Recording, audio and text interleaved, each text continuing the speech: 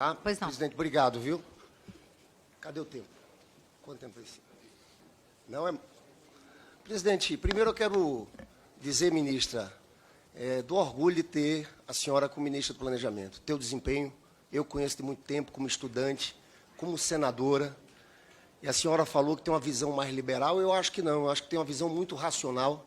Você sabe, nós estamos aqui com o professor Mauro Benevides, eu não sou economista, mas eu li um livro, Teoria Geral do Emprego, do John Maynard Keynes, e é isso que me guia. E o Keynes sempre falou em responsabilidade fiscal, tá? Mas ele dizia, quando a economia desacelera, você tem que aumentar o investimento, o gasto público. E a senhora falou aqui do papel do investimento. Foi o que o Lula fez, Boulos. Porque quando deu aquela crise internacional de 2009, o que nós fizemos? Nós aceleramos o investimento. As despesas cresceram, 9% em 2009, 16% em 2010. E sabe o que aconteceu com a dívida pública? Caiu. O Lula, quando entrou, a dívida pública era 59,9%. Encerrou o governo dele com a dívida pública com 38 pontos. É você olhar os ciclos econômicos. E eu acho a questão do requerimento, falando de informação privilegiada sobre juros, tanto a senhora não tinha informação privilegiada que os juros não baixaram até agora. Eu, sinceramente, quero dizer aqui que eu fico indignado com essa reunião do Copom agora. E não é preciso, viu, deputado Rodrigo, ser mágico para entender, não basta você ler os relatórios. De 122 instituições financeiras, 120 estão dizendo que não vai baixar a taxa de juros na reunião do Copom de hoje. Né? Infelizmente, porque eu acho uma loucura, porque a inflação despencou. Nós estamos com a inflação acumulada nos 12 meses de 3,94%, o que justifica uma taxa de juros de 13,75%, a maior do mundo. Mais de 8% de juros reais. O segundo país do mundo é o México, com 4 pontos. Eu vi a empresária Luísa Trajano fazendo aquele desabafo na frente do Roberto Campos Neto, falando da quebradeira do varejo aqui no país. Agora, a senhora falou em civilidade aqui no debate. Sabe por que a civilidade, ministra? É porque tem uma turma que não quer discutir economia. Você sabe que tem um índice chamado Índice de Miséria. Esse índice soma inflação e desemprego. A MB, a consultoria MB Associados, divulgou, Boulos, agora, no próximo mês, em junho, nós vamos ter o menor índice de miséria dos últimos 16 anos. Nós vamos voltar a janeiro de 2007. Sabe por quê? Porque o acumulado da inflação vai estar 3,6% e o desemprego está caindo, vai estar 8,1%. Né? E aqui, concretamente, a gente está vendo isso na fala do povo nas ruas. O botijão de gás, que era R$120 no Rio, está R$80. E não é sorte do presidente Lula. É um trabalho de uma equipe que está sendo feita. A mudança na política de preço da Petrobras, Boulos, foi fundamental para essa baixa da inflação. A gasolina, que era 8, está 5,20, 5,40. O diesel, que era 7, está 5,16. Óleo de soja chegou a R$13, está R$4. Teve um deputado que brincava comigo, esse tom do Bolsonaro, que a picanha. Pois bem, a picanha caiu de 80 para 49. É isso que está acontecendo. Isso tem impacto. E vai ter impacto, deputado Mauro Benevides, na popularidade do Lula. Porque é desemprego baixo e inflação caindo. Né?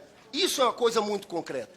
Agora, minha pergunta, ministra, eu tenho pouco tempo que eu quero deixar para o deputado Merlong, é sobre crescimento também. Eu acho que a estratégia central do governo, e eu vejo essa preocupação na senhora o tempo todo, quando fala que nós temos que ter investimento. O presidente Lula, nos seus governos, teve um crescimento de mais de 4%. Uma média superior à média mundial, que na época foi de 2,7%.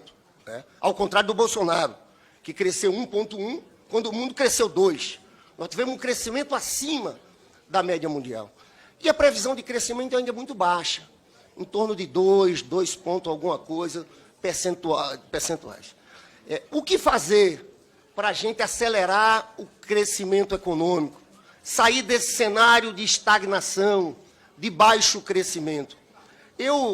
Você sabe que eu tive críticas à questão do arcabouço, porque eu tinha uma preocupação muito grande a gente ter um contingenciamento muito forte no próximo ano. O PAC, na época do Lula e da Dilma, foi, em média, Boulos, 300 bi por ano. Nós estamos fazendo um PAC agora de 70 bi.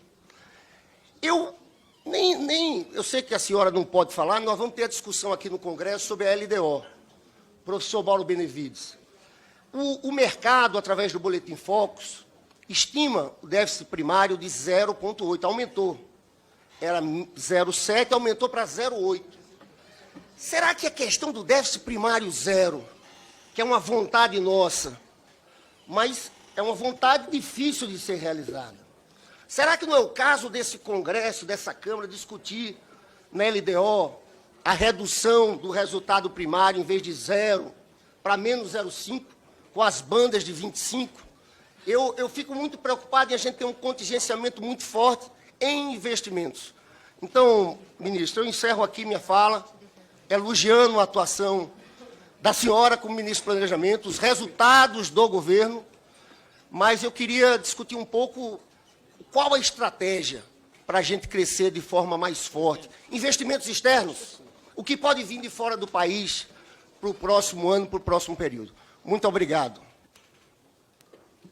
Deputado Merlon. Bom dia a todos os colegas, deputados e deputadas. Quero parabenizar a ministra Simone Tebet.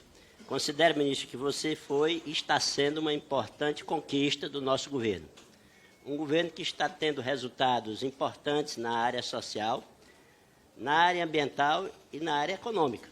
As políticas sociais já estão dando resultados concretos na vida das pessoas, através da retomada de programas da magnitude do Bolsa Família, do Programa de Aquisição de Alimentos, do Minha Casa Minha Vida, do Mais Médicos, da recomposição do orçamento das universidades e dos institutos federais e tantas outras ações importantes na área social que já estão acontecendo, a farmácia popular e assim por diante.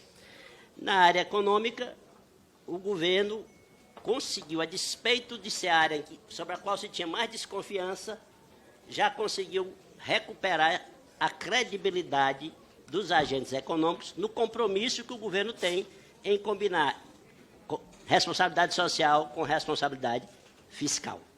A economia crescendo, muito além, o PIB, muito além daquilo que era estimado no final do ano passado e mesmo no início deste ano, até pelo próprio governo, né?